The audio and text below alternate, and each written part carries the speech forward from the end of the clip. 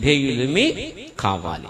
విధేయులగునట్లు, విశ్వాసానికి విధేయులగునట్లు చూడండి, అనాదిని రహస్యముగా ఉంచబడి ఇప్పుడు ప్రత్యక్షపరచబడిన మర్మము.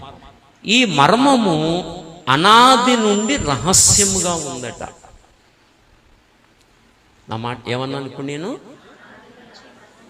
ఏది మర్మము? దేవుని గురించిన మర్మము అనాది నుండి రహస్యముగా ఉంచబడిందట. అనాది నుండి. అనాది అనగా, అనాది అనే మాటను ఆలోచించేద్దాం. అనాది అనగా ఆది కంటే ముందున్న కాలం. ఆది కంటే ముందున్న కాలము అనాది. ఇది అనాది నుండి రహస్యముగా ఉంచబడిన మర్మం. ఇది జాగ్రత్తగా వినాలి. నా ఇంకే చూస్తూ మాటలు వినండి.